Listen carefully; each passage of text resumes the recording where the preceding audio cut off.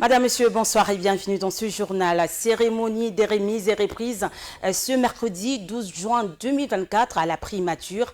La Première ministre a officiellement pris ses quartiers de travail à l'hôtel du gouvernement. Plusieurs temps forts ont caractérisé cette activité, entre autres un tête-à-tête entre les deux personnalités loin des caméra. À cette occasion, Jean-Michel Samaloukonde a briefé son successeur sur les différents dossiers de la République qu'elle va devoir gérer. C'est au bout d'une journée marathon que la plénière tenue à l'Assemblée nationale a entériné le programme d'action du gouvernement souminois. Après enrichissement apporté par les députés nationaux, la plénière conduite par le président Vital Kamerhe a ainsi procédé à l'investiture du gouvernement souminois à raison de 397 voix pour et 8 abstentions sur 405 votants. Suivez. Vu le programme du gouvernement tel que présenté par son Excellence, Madame la Première ministre, Judith Souminois Toulouka, considérant le vote de confiance acquis à la majorité absolue de 397 députés sur les 500 qui composent l'Assemblée nationale, vu la nécessité et l'urgence, adopte la motion dont la teneur suit. Article 1er est approuvé à la majorité absolue des députés nationaux. Le programme du gouvernement de son Excellence, Madame la Première ministre Judith Souminois Toulouka. Article 2. Est investi le gouvernement de son Excellence, Madame la Première ministre Judith Souminois Toulouka. Article 3. La présente motion d'approbation entre en vigueur à la date de son adoption par l'Assemblée nationale. Adoption du programme du gouvernement, un contenu salué par un bon nombre de députés nationaux. Il s'agit notamment de Alain Stallone Mavungu, l'élu de Sekebanza dans la province du Congo central. Suivez. Ça aura été une plénière marathon au cours de laquelle les députés nationaux ont minutieusement passé en revue le programme d'action du gouvernement souminois. Commencé à 13h, la séance plénière s'est étendue jusqu'à 2h du matin. Il fallait le faire car les élus nationaux, après avoir entendu l'économie de ce programme, ont élu toutes tendances confondues à porter leur pierre à l'édifice. Un programme qui a été presque à l'unanimité entériné, un acte qui donne enfin le quitus au nouveau gouvernement pour se mettre au travail. Un programme dont les députés nationaux Alain Stallone Mavungu a avant tout salué. Cet élu de Sekebanza de la province du Congo central a promis par ailleurs de s'investir afin de suivre de près la réalisation de ce programme. Et on est très content, c'est une chose que nous attendons depuis longtemps. En tant que représentant du peuple que je suis, donc nous allons faire notre nécessaire de bien suivre le programme que la Première ministre vient de nous présenter pour que le peuple puisse se retrouver. Le député national Alain Stallone Mavungu sollicite toutefois l'accompagnement du peuple congolais afin de soutenir la vision du chef de l'État pour le développement de la RDC. Vous le savez, le gouvernement souminois a été investi tard dans la nuit, précisément ce mercredi à 1h35 par 397 députés sur 415 présents dans la salle. Juste après l'investiture du gouvernement, les premières réactions fusent dans la presse. Maître Bazin Pembe, député provincial et cadre de l'AFDC, dit attendre la Première ministre et son gouvernement à l'œuvre. Si dans les 100 jours, ils ne font rien, nous demanderons au chef de l'État un remaniement après décembre. Il a dit lors de l'émission Takotak. Suivez. Suivi le programme que Mme Judith a présenté. C'est un gouvernement d'abord que les Congolais attendaient. Elle a commencé par les conditions. Lorsqu'elle a consulté, elle a posé certaines conditions. Je peux dire qu'elle-même aussi n'a pas pu respecter parce qu'elle nous a dit 10 députés, un poste ministériel, mais nous avions tous appris parce que rien ne se cache au Congo sous l'arrivée de l'état des droits qui a eu des remords partout de gauche à droite. Il y a certains partis politiques qui ne se sont pas retrouvés, même il y a certains qui sont aujourd'hui ministres non désignés par les autorités. Mais ce qui est évident, et le gouvernement a été installé, nous avions suivi Mme Judith, comme vous l'avez dit, tard hier dans la soirée. Elle a été installée avec ces 6 piliers. Je pense que nous allons aborder ces 6 piliers aussi, les avantages et les désavantages. Et même si réellement ce gouvernement va répondre aux attentes de la population, parce qu'il faut le faire souligner que le chef de l'État a promis énormément de choses, surtout aux jeunes. Aujourd'hui, la quasi-majorité des jeunes qui sont allés aux urnes pour offrir 73% au président de la République, Félix-Antoine Tshilombo Tshisekedi.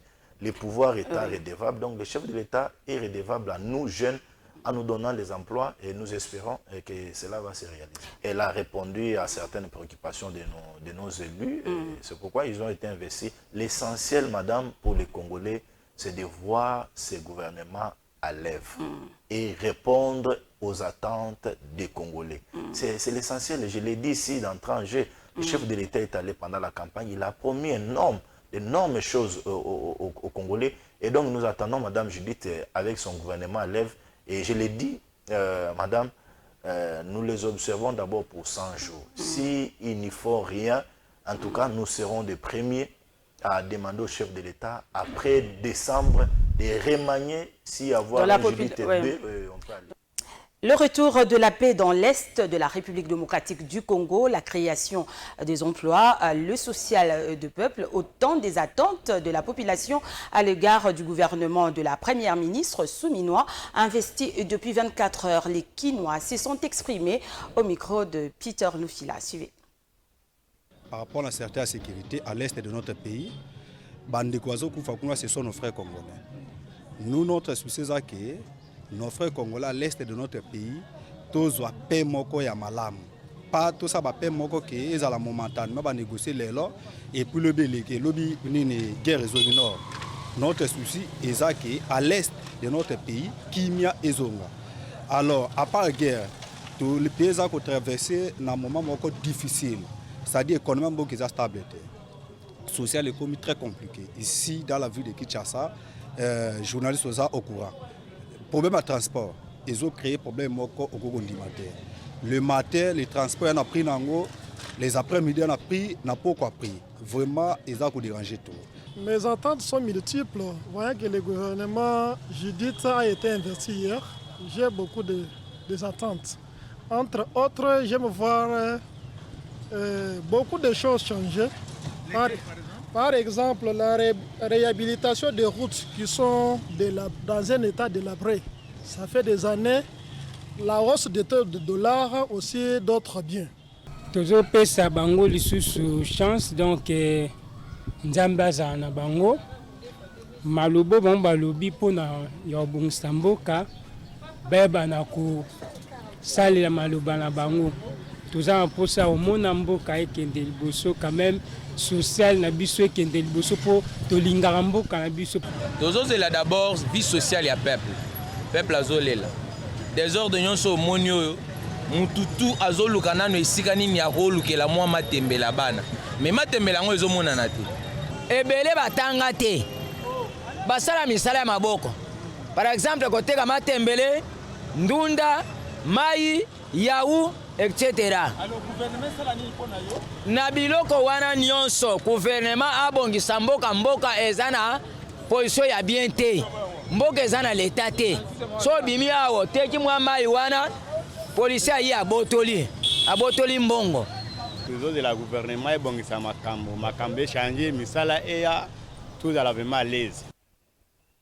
Et dans un autre chapitre, le président de la République, Félix Tshisekedi, a reçu le mardi 11 juin 2024 la délégation du comité de gestion et l'intersyndicale de la société SCPT ex-ONATRA, venue lui faire part de préoccupations liées au fonctionnement de cette entreprise. Le chef de l'État a pris en compte le préalable à la fois socio et technique du banc syndical, mais comptant du contrat que l'ONATRA a signé avec la firme MSC sans associer l'intersyndicale. Suivez.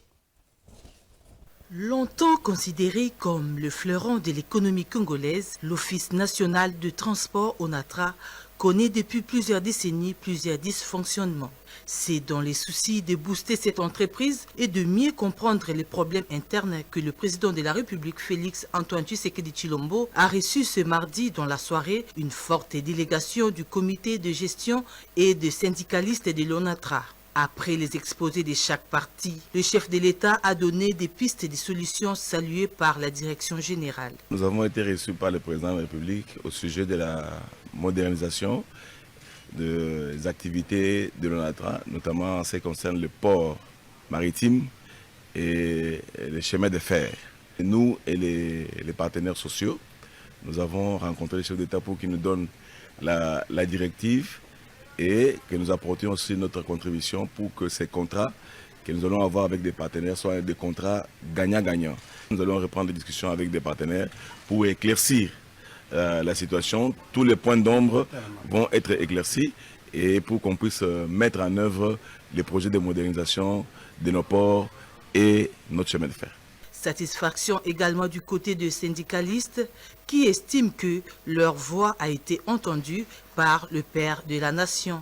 Nous sommes très contents, nous venons d'être reçus par le président de la République parce que vous savez qu'il y a des sérieux problèmes à l'ONATRA par rapport au contrat entre la RDC et MSC, c'est-à-dire l'ONATRA et les partenaires MSC.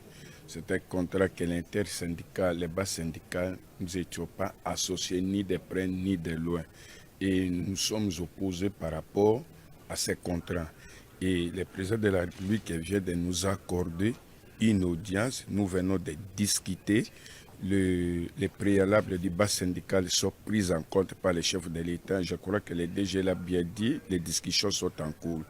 Ici, la route à suivre est indiquée, les jalons posés. Sur le plan social, le président de la République nous a rassurés par rapport à notre demande sur les 4 mois, parce que vous savez que nous sommes en difficulté, l'ONATRA du point de vue recettes, parce que nous faisons face à une concurrence imposée par rapport au port privé et il y a baisse drastique des ressources financières. Le président de la République nous a rassurés et il a pris en compte que d'ici quelques jours, il va nous répondre favorable. Je demande à tous les travailleurs, par rapport aux promesses faites par le chef de l'État, nous sommes derrière le président. Parmi les retombées directes de cette séance de travail figure l'annonce de la paie des arriérés des salaires dans les prochains mois. Le rond-point Yolo médical dans la commune de Kalamou et celui de la force publique dans la commune de Kassavubu sont dans un état de délabrement très avancé. Conséquence, des embouteillages monstres sont observés sur ces axes dans les heures de pointe. Les détails avec Peter Lufila. Suivez. Ça va très mal sur rond-point Yolo médical. Ni des poules par-ci, flaques d'eau par-là, bref, tout un tronçon de route hors usage. Les conducteurs sont obligés de faire le sens unique dont les conséquences sont les embouteillages. Moyen de tout droit exact, donc to kanga matozo atawa 2 heures de temps pour nous kende mais exact. Donc manzela mabulu donc eleki belé fort. Na uchi na bongolo gambela. Na Yolo médical. Nzela eza mabe ngomo na ki kama le malembe pela koma na bi masese miri comme ça na kende ka kota kinjini na kende. Na normal nzela bien bon nzela bukana bomino bonsinzela. Tanzania bukana. Nzela bukana skona le kanzani. Fana dévier na cause la sasa baninga. Na débrier pour koma wana bombe batu ya njili. Nzela ndio ya mabe. Osiko nzela ngo. Sojoni bozi ya sopo nzela. La même situation est observée aussi sur d'autres artères, telles Rond-Point Force dans la commune de Kasavubu. Et en bref, à l'issue de la 58e Coupe du Congo, l'association sportive Vita Club et le Football Club décrochent leur ticket pour la finale. En première rencontre, le FC Céleste a crucifié Tanganyika FC sur un score discipliné 4-1, tandis que la deuxième rencontre, Vita Club a eu raison sur Chikas de Mbujimaï sur la note de 2-1. La finale se jouera ce samedi 16 juin prochain au stade de Martyrs à partir de 15h. Fin de ce journal, merci de l'avoir suivi. Au revoir.